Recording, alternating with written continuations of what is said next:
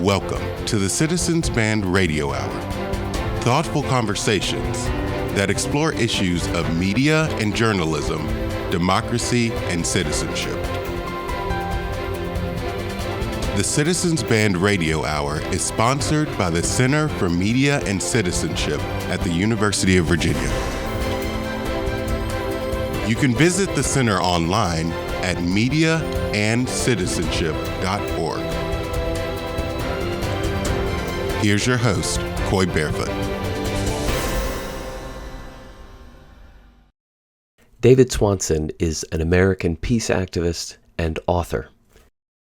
His books include Daybreak, Undoing the Imperial Presidency, and War is a Lie. You can find him online at davidswanson.org. This conversation with David Swanson was recorded on Wednesday, January 13th, 2016, in the studios of WTJU on grounds at the University of Virginia. David Swanson, welcome to Citizens Band Radio. Wonderful to be here. David, as we talk, President Obama recently delivered his last State of the Union address. What's your advice to future historians when they sit down and try to make sense of the Obama presidency? What's the takeaways from his tenure for you? Well, I think historians, depending how far in the future we go, are going to have a great deal of material to look back on in terms of the results post-presidency that we don't know yet. But we do know that in what I think of as the three most crucial areas, President Obama is leaving a potentially disastrous legacy. In terms of expansion of presidential powers, we all know that President George W. Bush accumulated vastly more powers than his predecessor and passed them on, and President Obama took them and added to them. Openly said in his last State of the Union, I will be fighting these wars with or without you, Congress. We don't bother to ask you anymore or to need your permission. Powers of surveillance, spying, detention, imprisonment, assassination, secrecy, retribution against whistleblowers, all of these radically expanded. So where the next presidents take those remains to be seen. In terms of militarism, more wars, more presidential powers for wars, secret wars, bigger military, more military funding. People imagine that's crazy, but in fact that's the case. More military funding under Obama than his predecessors. And in terms of the climate has continued to worsen dramatically. And despite President Obama, again in his last State of the Union, saying America is leading on fighting climate change, America is far and away, per capita, the worst offender in destroying the Earth's climate and oceans and so forth, and this fraudulent agreement in Paris is not a solution.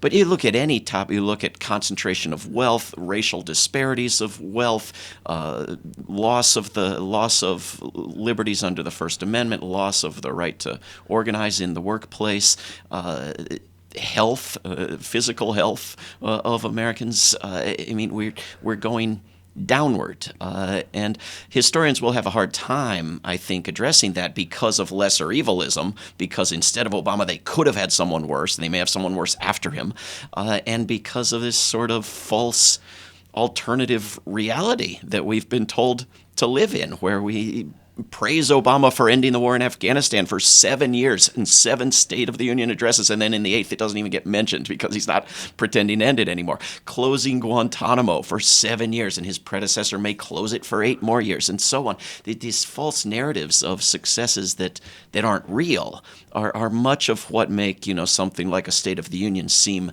normal and okay to the audience. When Obama was running for office in 2008, we were told by the Republicans then that this was the most dangerous leftist radical that had ever served in office in the United States Senate, and that he will make America socialist and ruin our economy. And if I hear you right, from your perspective, that's not what he's done.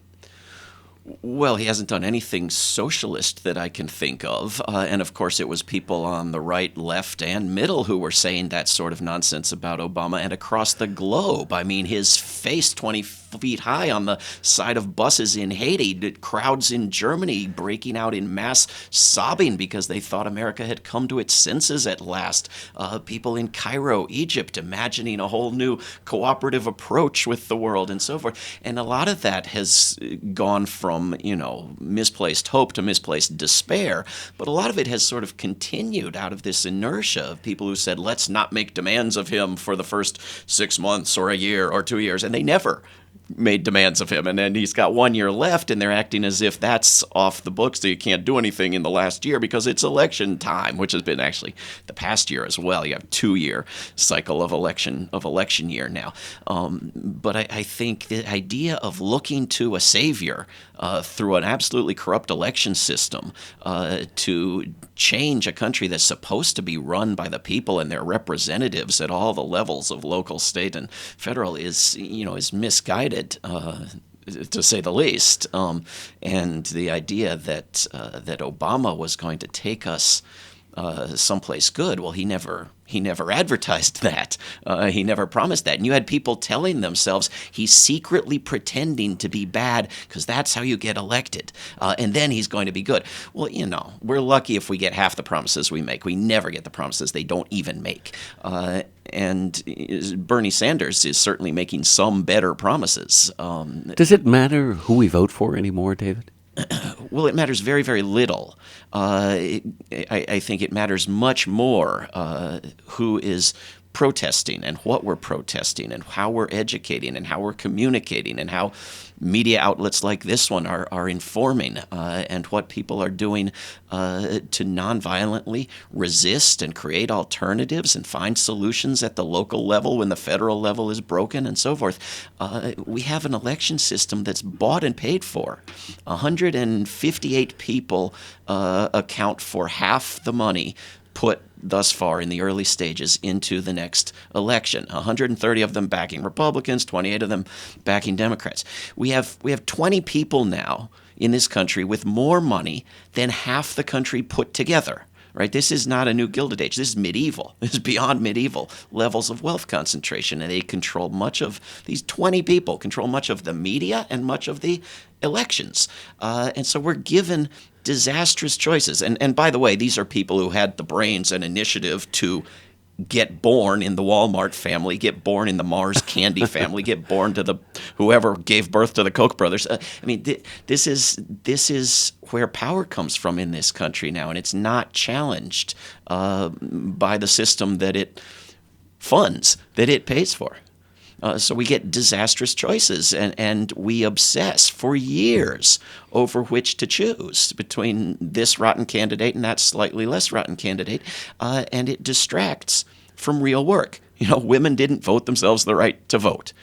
We didn't get rid of slavery by electing somebody. You don't affect serious social change in this country or others primarily through elections, even when you have a working election system. What's your response then to those who turn out for the big rallies for Donald Trump, for example, and who believe in their heart that that's why they're there? They're there to effect change. This is their form of protest. They want to take their country back. They want to save America. And in Donald Trump's words, they want to make it great again. Yeah. How do you make sense of all that? If it was people turning out for a Bernie Sanders rally because they want the criminal bankers on Wall Street prosecuted, I would say put a little less into following Bernie Sanders and a little more into going to Washington and New York and protesting and shutting down buildings and educating and demanding those prosecutions. Hire a team of lawyers, hire a team of activists, get in the streets. If it's Donald Trump, I can't really say go and hold an independent policy-based rally demanding fascist authoritarian leadership. That's kind of hard to do without the fascist authoritarian leader there on the stage. It doesn't really make sense to give my usual response. But Donald Trump is a problem both in terms of the focus on elections and not the rotten election system. He's self-corrupted. He's funding himself. He's not a bribery problem. But it's the financial barrier that keeps decent candidates out of these campaigns. But he's also a problem in terms of the horrendous ideas he's pushing, which, to give Barack Obama a little credit, he spoke out against a little bit in his State of the Union back then. And I think when you're proposing to put people in camps, when you're proposing to blame different racial groups and religious groups and women for the problems of the world, that's more dangerous. Barack Obama blames technology and globalization for the fact that he completely abandoned the Employee Free Choice Act and anything to make living more survivable for working people. Donald Trump blames black people, blames women, blames Muslims, blames Mexicans. That's more dangerous than is sort of excuses and nonsense that come from the Democrats. I mean, it's far, far more dangerous. I think some scholars would say that it's classic demagoguery to stand up as a politician and prey on people's fears and prejudices like that. It is, and I think, when Hillary Clinton said Donald Trump is in an ISIS recruitment video, that was a very reasonable prediction. I am certain that he will be. As it turned out, of course, Bill Clinton is in an ISIS recruitment video as one of the presidents who have driven the agenda that gave birth to the rage that is fueled in ISIS. But you are... When you do what Donald Trump does, you are fueling hatred of the United States around the world. When the people in the United States and most of the U.S. media focus on the United States so much, they forget that the other 96% of humanity is watching, and watching very closely, and watching with more honest commentary and background than we're getting in the United States. And so when you blame Muslims, and you blame people in the Middle East, and you blame foreigners in general for the problems of the United States, well, those people hear that. They hear that, and it helps their recruitment immensely. It helps as much as the 20,000 plus bombs that Barack Obama dropped on primarily Muslim countries just in the past year before giving a speech denouncing Ted Cruz for advocating carpet bombing. I don't know which does more to boost ISIS, Donald Trump's rhetoric or Barack Obama's bombs, but neither is helpful. And it seems the other candidates on the right have been chasing after Trump's poll numbers by trying to emulate his style and his message. What does that say about the race for the nomination for the GOP? And what does it say about a huge chunk of the U.S. public that apparently you can get your polls to go up by advocating cluster bombing, by advocating hatred, by proposing to put people in camps because Franklin Roosevelt did it. The United States apologized for that. The United States had to pay reparations. There's a monument in Washington, D.C. apologizing for it, for God's sakes. And Donald Trump said, well, Franklin Roosevelt did it, I can do it. There are many, many things that were acceptable in the 1940s that supposedly are not anymore. Donald Trump wants to take us back to the 1840s. And it says something about the U.S. public. Now, I've heard from many people firsthand and many people secondhand and thirdhand that they're just attracted to it being different. They're sick and tired of bureaucrats who check their notes and study things in focus groups. He's not a robotic politician. He's not having all his talking points fed to him. He's speaking his mind. He's not one of them. Right. That's part of the attraction. His ideas, granted, his ideas will destroy the world, but they're his ideas, and he says whatever the hell comes to his mind, and I love that.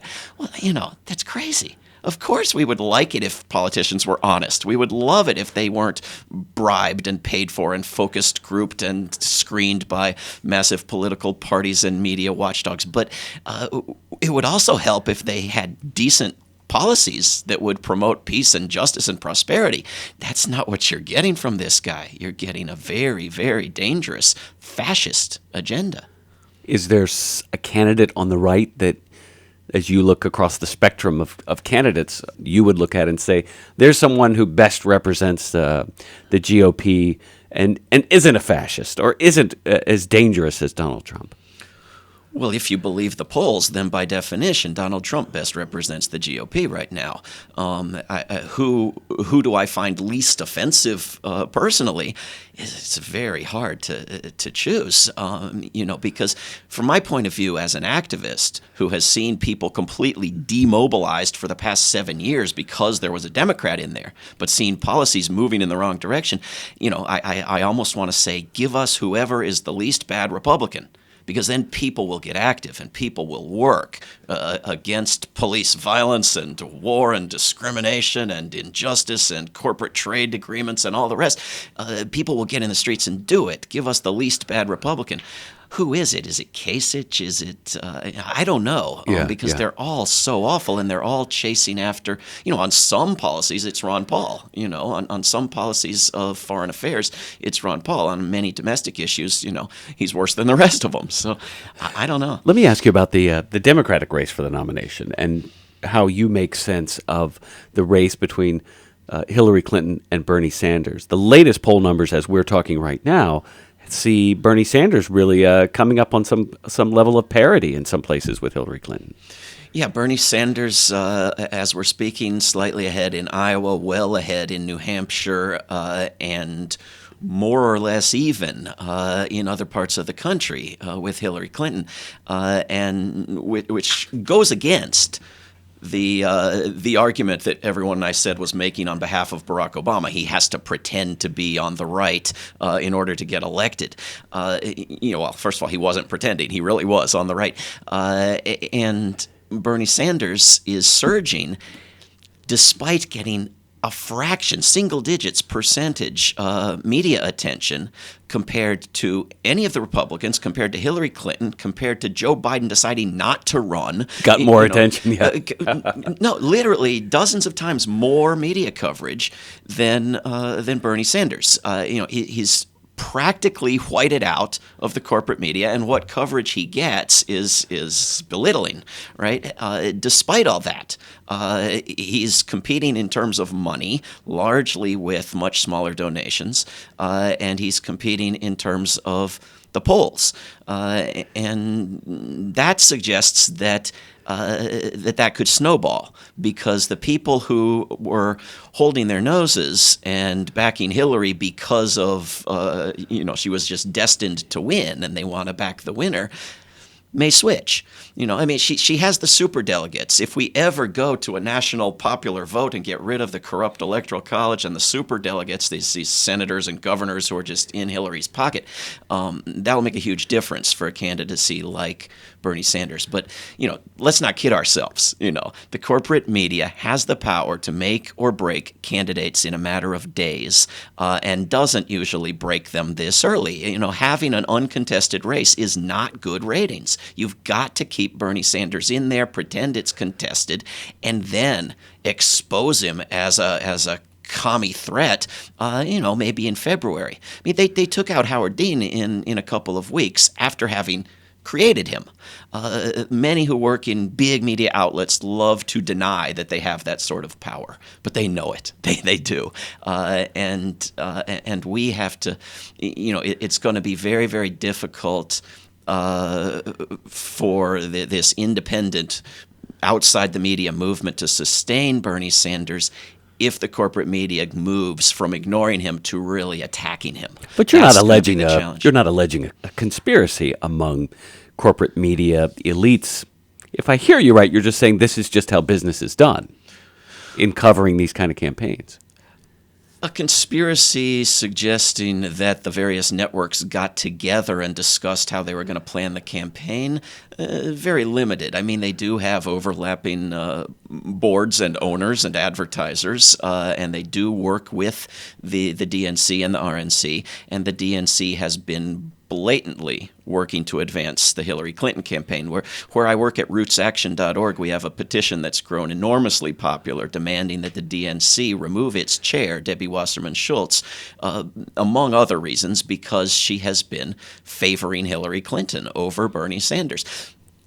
less than half the debates of the Republicans, giving the Republicans the airwaves, putting the debates on Saturday nights and so forth to minimize attention, trying to deny the Bernie Sanders campaign access to its own voter files because of a misunderstanding. I mean, numerous steps that are aimed at a coronation, not an election. And that's backfiring. And the media coverage, the actual media interest in that. I mean, you can say put everybody in internment camps and they'll, well, that's his opinion. We have to give fair coverage. But you twist the system and you play with the rules at the head of the DNC, and that becomes something they want to cover. And now that's backfiring on the DNC. And the lack of media coverage, to a certain extent, is backfiring and giving attention to Bernie Sanders.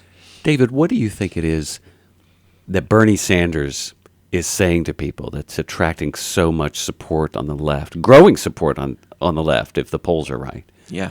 And what is it that's in his message that's turning off the corporate media? What is it people like him? What is it they don't like? Well, it's not foreign policy, which I consider enormously important and undervalued.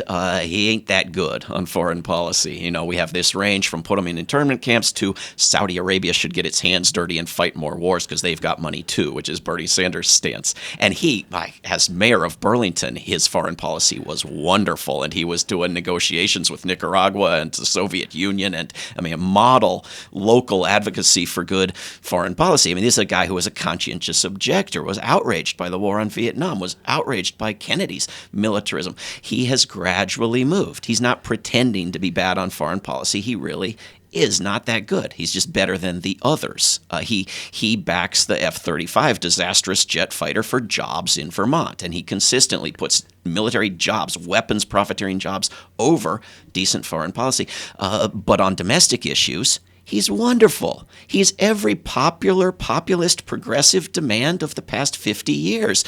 Informed, educated, and with a track record. He wants to tax the multi-billionaires. He sees hoarding wealth that could end starvation and give everybody free college and retirement and vacation and a sustainable energy structure as sinful, as morally horrendous.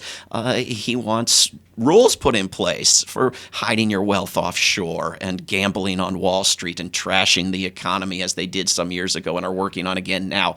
He wants a decent minimum wage, if not a guaranteed income. He wants free college. He wants free health care. He wants what other wealthy nations of the world have for less money than is sloshing around in the United States. And he holds up examples of Sweden and Norway and Denmark. They have free, decent healthcare and education and transportation and infrastructure and more sustainable energy policies and childcare. And we could too. We could very easily. He doesn't point to the military. Sometimes he points a little bit to the subsidizing of the fossil fuels, but he points to the very wealthy. Any of those places are places where you could take enough money from easily to transform this country and the world.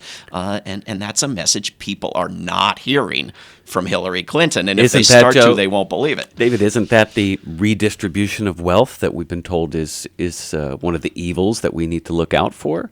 Isn't that just socialism that we have been raised since grade school and told that this is a bad thing we want to avoid? And if political leaders stand up and start talking about the redistribution of wealth and socialism, we need to shout them down.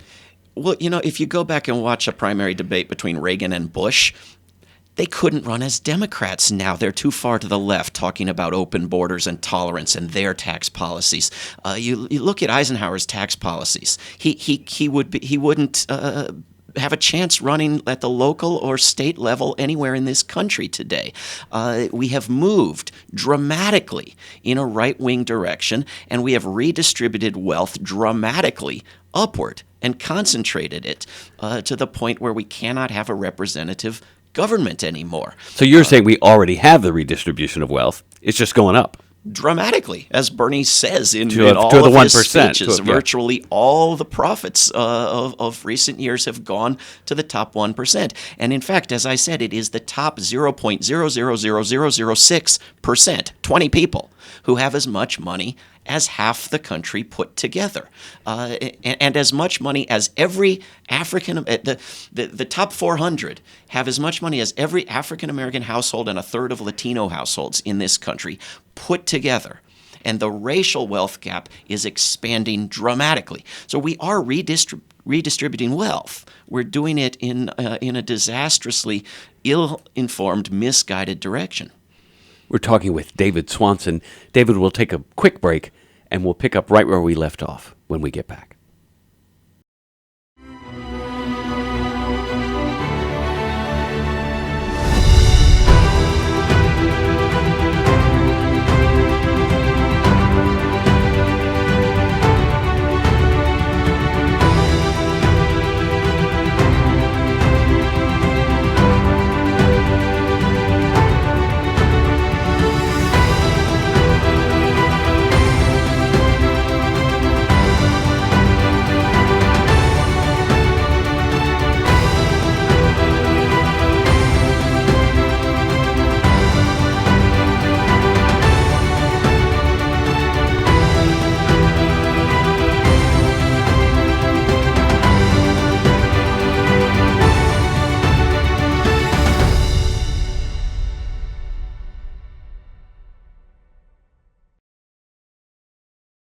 Welcome back to Citizens Band Radio. We're talking with David Swanson. David, before we went to a break, you were talking about the redistribution of wealth that is going on in America now. As the rich get richer, as the middle class becomes the working poor, what's the real danger in that dynamic to a democracy?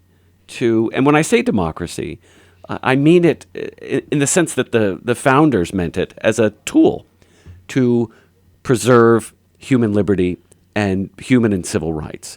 What's the danger, the threat posed by that kind of unequal distribution of wealth that we have in America today? Well, we've never really approached anything close to a democracy, but we have had something of a representative republic in the United States to a greater extent than we do now. And there was earlier this year, or last year now, there was an academic study done at a couple of U.S. universities that looked at what kind of government does the United States now have. And they concluded that it was an oligarchy, that if you look at the interests of the extremely wealthy in the United States, they get almost everything they ask for from the U.S. government. If you look at the interests of popular demand and majority demand on various issues in the United States, they almost never get what they want unless it lines up with the interests of the super wealthy. And that's regardless of party control in Washington. That's an oligarchy. So if you go out and poll people on what they want done about education, what they want done about the natural environment and the climate, what they want done about military and wars and diplomacy, what they want the budget to look like. And of course you have to show them what the budget actually is because they have no idea. And then ask them, how do you want to change it? And these studies have been done. What people want is just miles away from anything happening in Washington, D.C., which is why people consistently, 85% or more, say in every poll that the system is broken in Washington, D.C. And it's not because 85% or more agree with me on every issue, but 50, 60, 70% agree with me on many issues. And demands that are coming from both the left and the right are being ignored in Washington when they don't line up with the demands of the super wealthy. This is the danger. And you see Congress members and senators, the minute they leave office, like all these top generals and intelligence people, when they leave and say, these wars are counterproductive. I didn't mention that when I had the job. They leave office and they say, I'm not running again because I can't take another hour in a call room making those calls, telling those political action committees to max out before the quarter ends. I can't take it. I wanted to work on policy issues. I wanted to represent people. I wanted to govern a country and part of the world. You just become a fundraiser. You become primarily someone who begs for money. And so there are these cheap solutions that people put forth because they see all these corrupt people in Washington. Let's have term limits. You replace one corrupt schmuck with a new one. Or let's elect billionaires. Let's put Donald Trump in there or Michael Bloomberg in there because they already have money, so they won't be corrupted. But these guys are already corrupted. These guys have disastrous policy ideas that are corrupted in their own minds by their money, by who they associate with, how they view the world, what that money does to them. It's not to say you couldn't have a billionaire who had good intentions, but a billionaire who had good intentions wouldn't be a billionaire for long because they would take a little bit of that money and end global starvation and give clean drinking water to the earth and provide sustainable energy systems and mass transit to the globe and put schools everywhere and so forth. This is why people freak out when people like Zuckerberg, a Facebook guy, pretends to be giving away all his money and gives it to himself. This is the solution. Ralph Nader has been reduced to writing books asking the billionaires to save us, right? Ralph Nader. There's actually a legitimate solution, which was actually put in place by, the founders of this country who got almost everything else wrong. But more or less, they wanted us to vote, to elect people, and to be able to unelect them. And this is what we can't do anymore. We can't unelect them. And what do you mean by that? Over 90% of races with incumbents, the incumbent wins. They win because of the technical advantages of being able to use government money, but primarily because they have already done so many favors to so many wealthy interests, and they did in order to get in there in the first place, and they are within the system doing what they are paid to do, and they have gerrymandered the districts on their own behalf and so forth, but you can't unelect people. You can't have a legitimate prospect in a primary or very much less in a general election of unelecting anybody, of running a candidate who's not super wealthy or subservient to those interests, and of running a candidate from the other party in a gerrymandered district, or of running any candidate at the state level or national level who is not sold out. It takes someone who is dramatically sold out to the wealthiest of interests to defeat an incumbent, because it's the television ads. Now, there's obvious solutions. You give people free airtime, you limit the election cycle, you put in place public funding, even under the disastrous view of the Supreme Court that money is speech and bribery is legal. There's a bill in Congress right now from Sarbanes of Maryland that would give everybody a little bit of money, and that little bit of money from everybody would overwhelm the big money from the billionaires, and we would continue buying elections, but we'd buy them more democratically. Or you amend the Constitution, or you take those powers away from the Supreme Court through Congress. You can't go on with legalized bribery, as everyone recognizes it is, and expect to elect your way out of anything. So what gives you hope? Is the political system in this country, from your view, corrupted beyond all hope? And if not, what does give you hope? That the right, on the right and the left, there seems to be a populist cry that we need to take this country back. And more people are realizing that the Republican versus Democrat, the right versus left, it's a bit of a show. It really is the theater of democracy. And that the real fight we have is human liberty, is human and civil rights versus corruption, versus the forces that profit off of the suppression of human and civil rights. Yeah. I'm encouraged by the good intentions and good understanding of masses of people, despite the propaganda they are barraged with by their televisions and newspapers every day, the disempowering, demobilizing, anti-democratic coverage of a system as if you cannot affect it. I'm even encouraged by the good intentions of people who will back someone like Bernie Sanders, who will see through the absolutely noble idea of electing a woman, just like electing an African American was a great idea, but who are willing to place policy above that and to see that Bernie Sanders would actually benefit women dramatically more than Hillary Clinton. And despite the fact that I don't think he has a chance, that I think the media is going to eliminate him rather speedily, I'm encouraged that people are willing to back a candidate like that, because this is people who will do anything. This is what they'll do. They'll do something electoral. Well, among the electoral things they might do, having been sold completely on the idea that third parties are useless, is the best thing they could be doing, and they're doing it out of the best of intentions.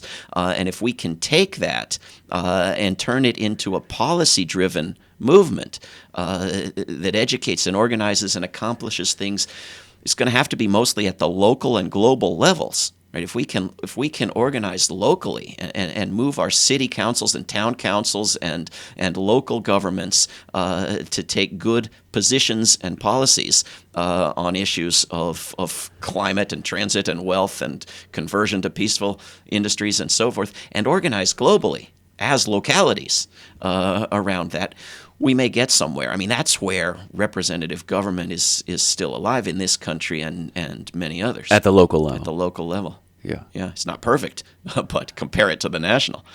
You have written quite a bit about the militarization of our economy and our culture and the threat that war represents beyond the threat just to human life, but the threat to human liberty. Take a moment to talk about your work on war and the key takeaways that you want people to understand about war in the 21st century. Well, when a presidential debate moderator asks a candidate, "Are you qualified?" I mean, are you willing to kill hundreds of thousands of innocent children, then be qualified to be president of the United States, as happened in a recent Republican presidential debate? That gives you a glaringly obvious, clear, honest idea of what war is, and war is indeed that, and there is indeed that understanding in Washington, D.C., and it does not exist in any other country on earth. So it's not in our genes. It's not human nature. You have 96% of humanity represented by governments who are radically less militarized than ours. And war kills not primarily through any weapon. War kills primarily through taking money away from good places. Again, tens of billions of dollars could end various diseases, end starvation. I mean, per year could end starvation, provide clean drinking water, etc.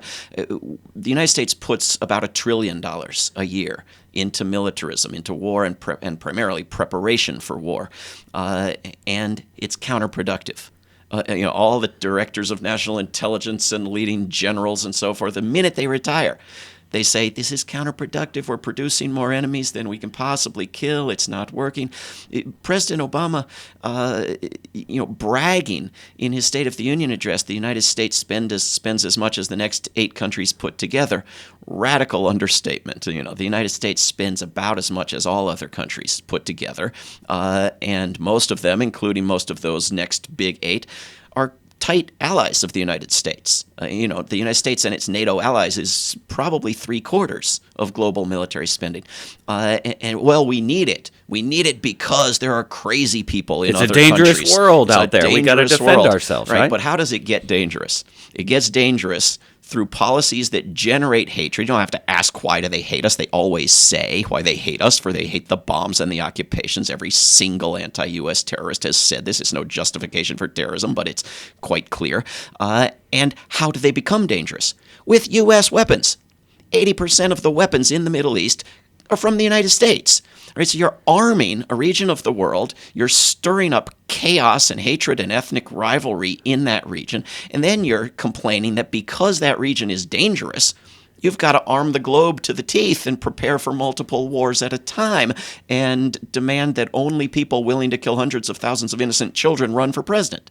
I mean, it's a counterproductive cycle that you've got to break out of. And the fear and the demagoguery and the hatred of Muslims at home is part of that. Because if you got to know your neighbors who are Muslims at home, you might start to wonder, do we really have to spend $1 trillion and drop dozens, 20,000 bombs every year on Muslim countries because they're all lunatics, because they all hate us for no reason, right? But this is the propaganda. There was an incredibly stupid movie about 2 idiots assassinating for the CIA the leader of Korea. Well, how does this movie open? It opens with a little Korean girl singing a song to the masses of Korean people about why she hates the United States. But not why she hates the United States, just we hate the United States, we hope it dies, we hope they all suffer pain, we'd like to see them all in various curse words. And not for any reason, right? Not a single mention of the war in Korea that killed millions, that's never ended, the antagonization, the U.S. control to this day of the South Korean military, the dropping of diseased insects on North Korea to try to spread the bubonic plague during that war. I mean, the horrendous actions of the U.S. government, not a single mention. So the understanding of people who go to the movies is that there are just crazy people in certain places in the world who hate the United States for no reason. Well, and that it has a lot to do with the religion of Islam, which is making them crazy. Yeah. That's part of the narrative. Unless it's North Korea, then it's atheism or something else. But it's some ideology. It's Islam. It used to be communism. It's some irrational ideology that for no good reason makes people hate the United States. And in the wake of 9/11, you had the entire country was sort of scratching its collective head, wondering why do they hate us so much? Right. And I remember Dan Rather on Letterman saying, "Well, I guess they just hate our freedom." Right. What's your reaction? They hate our freedom. Yeah. Do they hate the Netherlands' freedom? Do they hate Canada's freedom? You want to rank nations in terms of various freedoms. The United States is not at the top in most of them. People in the Middle East go out of their way and risk their lives nonviolently and violently trying to achieve freedoms. So there's no evidence for that. But in fact, the people responsible for 9/11 and other horrendous crimes of the sort always make crystal clear why. And George W. Bush quietly pulled the troops out of Saudi Arabia because he understood perfectly why. Yeah, not many Americans knew that happened. But I remember when they published Osama bin Laden's commentary about why we hate America. They actually published that in American newspapers. And one of the top comments that he had was that you have your troops in our sacred land in Saudi Arabia. That is sacred land to us. You have your foreign troops occupying what is to us sacred land, and we want them out. And when President Bush pulled American troops out of Saudi Arabia, that didn't get much mention at all in the press. It was almost like we don't want to draw attention to the fact that we're doing what bin Laden asked us to do. Yeah, when Reagan had pulled them out of Libya, I mean, they don't brag about withdrawing provocations, but they also don't stop inventing new provocations. And the other big point that bin Laden and all similar types make is that the United States is backing and arming and supporting and defending the crimes of Israel and the illegal occupations of Israel. And that doesn't get talked about at all and doesn't get acted upon either. And so you have, this Dick Cheney philosophy that if there's a 1% chance that somebody could do this again, that justifies going and destroying a nation, killing over 1 million people, creating over 5 million refugees, destroying their homes, destroying their infrastructure, poisoning their land. Iraq will never recover, and throwing the region into chaos and turmoil and fueling Islamist hate groups and sects like ISIS. All of that was justified, even though it's counterproductive, even though you've seen terrorism rise steadily during the so-called war on terrorism, predictably and predicted. President Obama asked the CIA, has arming proxy forces like those in Syria ever worked before? He gave him a big report, said, nope, never worked up until now. He said, great, let's do it. Let's try it. In the recent State of the Union, he said, we're working with local partners. Oh, is that what you call them? But if your economy is based on making money off of war, you will continue to contort your logic into a Gordian knot to stay at war. To not only stay at war, but to create those situations where your military commitment is necessary. Because if that's how you're making your money, and as I've said before, Washington is in the war business. That's right. If that's how you're making your money, then that's what you're going to continue to do. Yeah. So then what are Americans supposed to do? Americans who like the idea of democracy. They want to save democracy. They want to save the ideals that America purportedly stands for. Yeah. And on the right and the left, they don't like the fact that Washington has lost itself in the war business. Yeah. What are we to do? Well, first of all, understand that if you put the same dollars into education or green energy or infrastructure or anything else, you get more jobs and better paying jobs than when you put it into the military. So we don't have to be fueling our economy and our jobs through militarism. We just happen to be doing so now. And so if you had a program of transition, or if you even did a program of conversion at the local level, it would be good for the economy. It would also, of course, be socialism, right? Because if you put money into a program of mass murder, that's not socialism, even though the U.S. military is the most socialized place you can be in the United States, with socialized healthcare and schooling and so forth. But if you take that money out because you've had enough of killing people and making them want to kill you, then you can't put it into something else, because that would be socialism, even though we have this urgent need to put it into protecting the natural environment with sustainable energy policies, or we're all going to die without war. So, we have a need to move the money, and we have to start doing it and setting examples at the local and state levels, because it's not going to begin in Washington, D.C. Take a moment. We've got a few minutes left here, but I want you to take a moment, David, and connect some dots for me. The media, democracy, citizenship, a free press. Connect these dots in light of the conversation that we've just had about some of the very real threats to these ideals that our current political and economic system represents. Yeah, well, we're operating under an almost worshipped document in the U.S. Constitution that has almost not been tweaked, although it's been radically reinterpreted in usually bad ways, for a couple of centuries, since an age of genocide and slavery and muskets, right? I mean, we didn't have the guns that we now have, and we didn't have television. And television is where most people get their information, disastrous as that is, and good media outlets on the radio, on the internet, have not really taken over yet. It's a handful of mega corporations, international corporations, controlled by a handful of interlocking interests, often interlocking with other disastrous industries, from fossil fuels to war and so forth, that are controlling the masses of of information. And so you have to break up the media monopolies, right? You have to create openings for democratic reporting and communication, and which would, of course, be right in line with everything else that Senator Sanders says. I don't think he dares say that, but the media outlets know it when they shut him out. And Congressman Kucinich's presidential campaign, which I worked on, openly said that when they shut him out. You have to break up the media monopolies, and you have to provide free media, free communication equally for candidates in elections. And you have to... Which is very normal in industrialized countries, industrialized democracies around the world.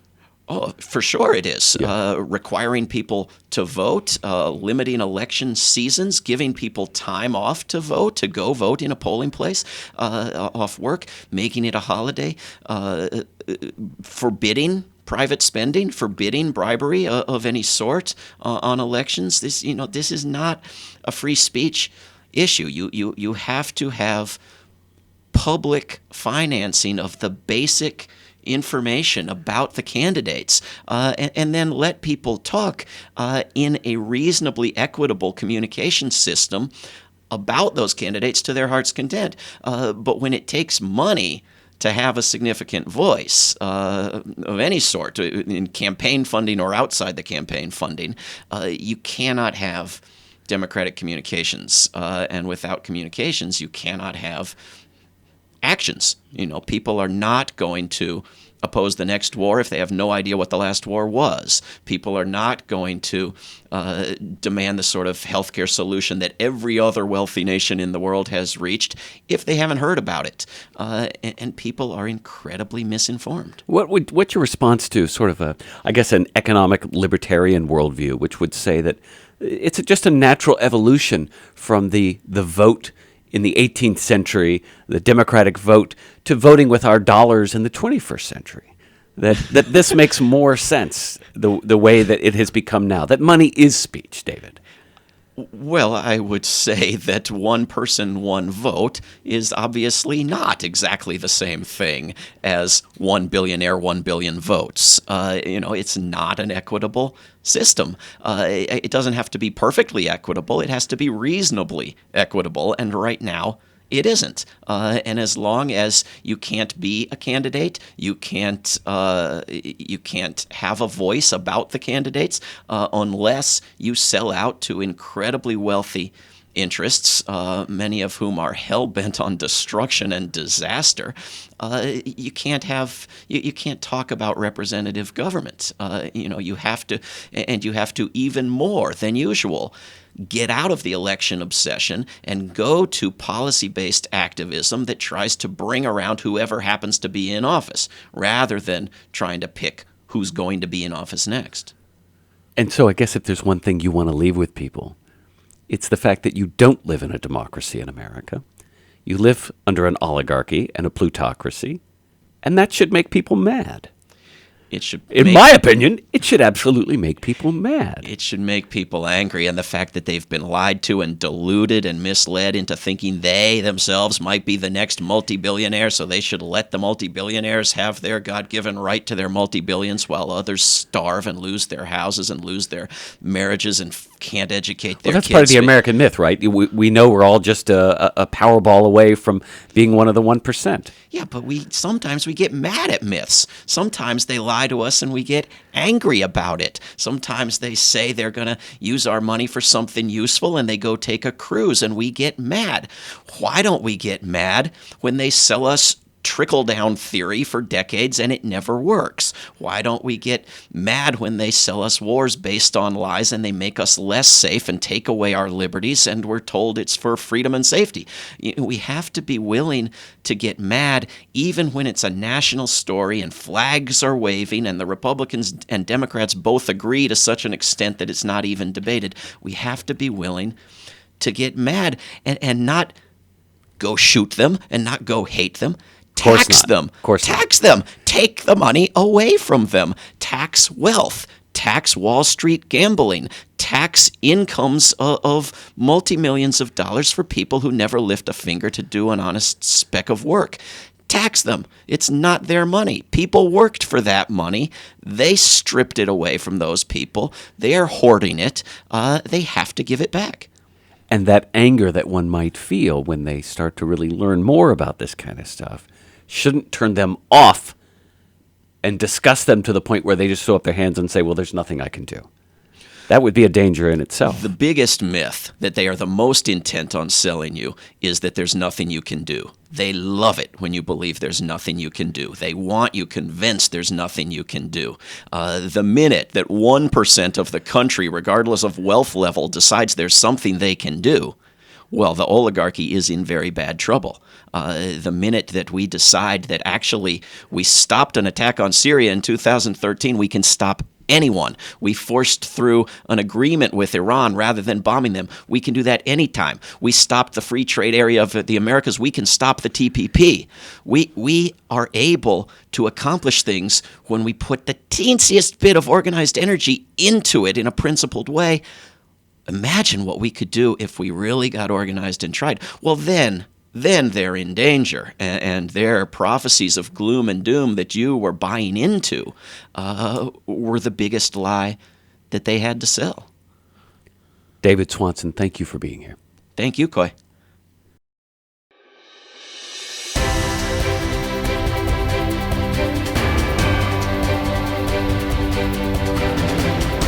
You've been listening to the Citizens Band Radio Hour, a production of the Center for Media and Citizenship at the University of Virginia.